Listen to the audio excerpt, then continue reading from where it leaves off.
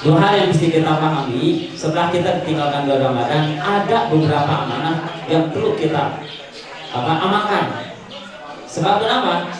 Bongan bulan Ramadan disebut sahrul tarbiyah.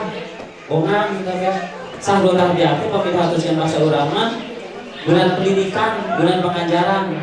Masih ramah dan guru kata kita jadi berpendidikan, nggak apa-apa ya, bulan pendidikan. Ada beberapa amanah. Yang pertama, karena kita selama bulan Ramadan menjaga segala macam ibadah, pastilah dasarnya yang tadi saya sampaikan, wa ma umiru illa liya'budullaha mukhlishina lahud. Dan tidak semata-mata aku berikan perintah kepada kalian untuk menjalankan agama kecuali dengan keikhlasan. Insya Allah di bulan Ramadan kita sahur, di bulan Ramadan kita sholatul lail, di bulan Ramadan akhirnya kita pungkas dengan zakat fitrah. Semua itu diakhiri dengan keikhlasan.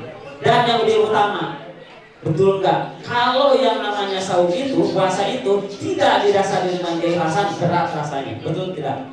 Sampai bayangkan, ayeuna orang tinggalan sahur bikin kamari itu kira laku 12 jam, 13 jam bahkan, 14 jam bahkan, 14 jam menahan perut lapar dan haus segala macam. Tapi begitu siang hari, dina kayak lulus haus kan orang tuan sok salah mungkin salah terangkan begitu orang menuju ngalakan kade sholat teras wudu kan orang tuan sungan gimana da bari wudu cai bisa terima mana naon bantu tuh kenapa kan dari saya yang tadi ikhlas kita melaksanakan ibadah itu, dan nanti akhirnya dari ibadah sahur tersebut insya Allah kita akan termasuk orang-orang yang ikhlas dalam melaksanakan ibadah. Untuk selanjutnya, kalau orang dalam ibadah itu senantiasa didasari dengan keikhlasan, pasti dia akan membentuk suatu karakter Islami yang diantaranya satu, dia akan memiliki ketakwaan, bajunya akan baju ketakwaan. Hadirin rahimakumullah, berbicara masa ketakwaan, mengenai Pak Haji, mungkin orang saya pantas ingat apa yang disampaikan oleh Imam bin Khattab ketika beliau nanya kepada Ubay bin Ka'ab, wahai Ubay, apa itu yang menurut engkau tentang takwa? Kalau Ubay ditanyakan takwa itu bagaimana, Ubay malah bertanya kembali kepada Umar, wahai Umar, bagaimana seandainya engkau berjalan di jalan yang banyak durinya? Umar mengatakan, tentu akan hati-hati, sebab aku takut tersusuk oleh duri yang ada di jalan itu. Nah itulah takwa. Artinya bila buat kita orang yang takwa pasti hidupnya itu akan hati-hati. Lalu dikatakan di dalamnya orang yang ikhlas kemudian takwa, dia seolah seperti hanya menggunakan baju yang serba putih. Bayangkan kalau ibu pakai baju putih gamis di luar kahana panjang, kira-kira upami salib pakai sembarangan mual.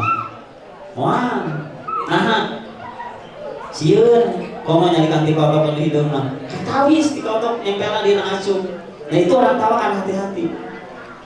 Yang pertama, nilai-nilai sahur yang akan kita dapatkan, kita akan diberi baju bakal sebagai baju ketakwaan.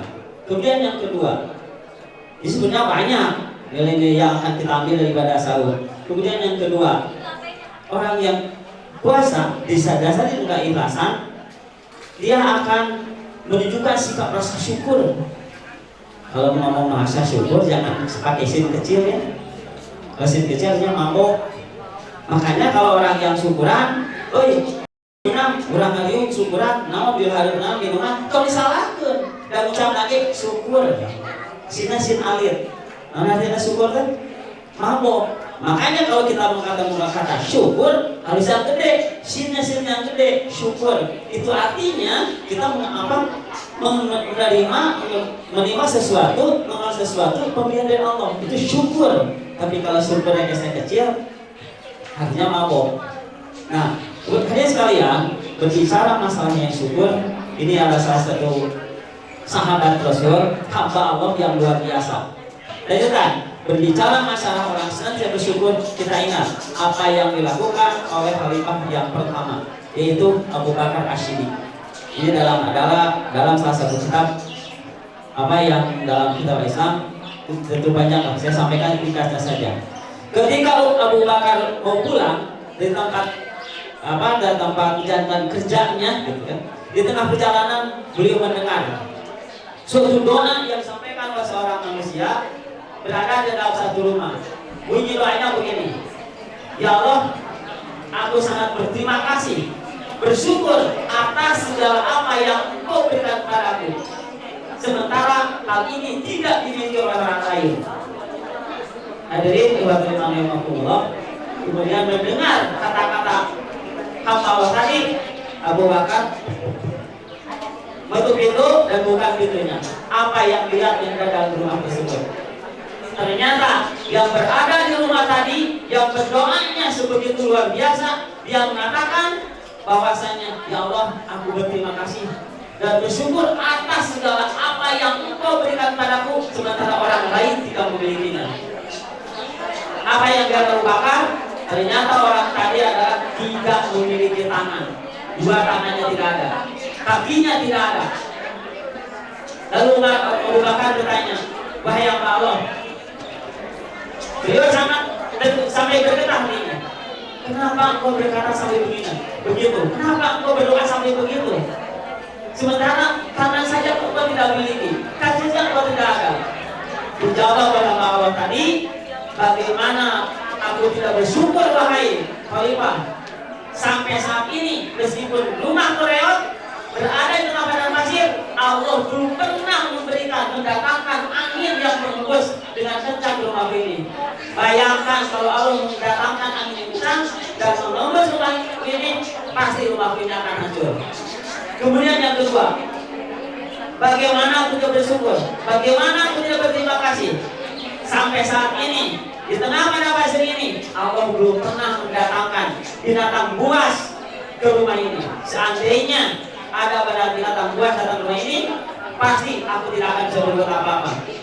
Oleh karena itu, aku sangat bersyukur terhadap apa yang sudah Allah berikan pada aku. Bayangkan, siapa namanya hamba Allah tadi? Beliau adalah Abu Kilabah. Abu Kilabah ini adalah seorang hamba Allah yang meskipun tidak punya kaki dua-duanya, tidak punya tangan dua-duanya dalam hidupnya, beliau sangat bersyukur dan apa yang sudah Allah berikan kepada beliau. Yang akhirnya Abu Bakar Siddiq memindahkan beliau ke tengah-tengah kota. Inilah doa yang disampaikan oleh hamba Allah, dan tentu saja doanya itu betul-betul didasari dengan keikhlasan. Ayatnya ulama terboro-boro di doja dicoba diuji Allah yang disebut besar. Kadang-kadang ulamanya di luar dari oke alasannya sebenarnya mengajar banyak orang mengajar tak berat dan mengajar dari budak saya sendiri padahal tadi tantangan ya nanti yang itu selalu budaknya mengajar lalu maaf mengajar tuh mau mengajar betul ya. Bagaimana kalau kita diuji oleh hal sedikit saja? Contoh apa?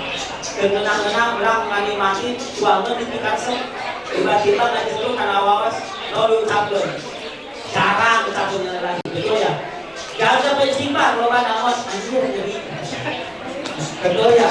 Padahal yang lain kata-kata yang seperti itu apa kecilnya itu sebenarnya itu ungkapan yang tidak syukur sebenarnya itu. Nah makanya dari persoalan ini yang saya sampaikan, marilah daripada soal yang tadi, yang pertama setelah kita terbentuk jiwa manusia yang bertakwa, kemudian kita mudah-mudahan menjadi yang banyak bersyukur terhadap apa yang Allah sudah timpakan pada kita semua. Sedikit banyak, tapi sudah 12 rumahnya, permainan videonya, tapi yang ini aja, meskipun ini singkat, pada itu saja mudah-mudahan yang intinya satu pintu, kadang untuk pasti kadang apa, tapi yang terutama apa? Kita diberi kemampuan oleh Allah untuk mampu mengamalkan apa yang sudah kita dengar, kita pahami, kita mengerti dalam kehidupan sehari-hari. Ingat, semua amal-amalan yang kita lakukan, wabil khusus di bulan Ramadan tadi, jangan anggap itu bulan Syawal akan hilang semua, jangan.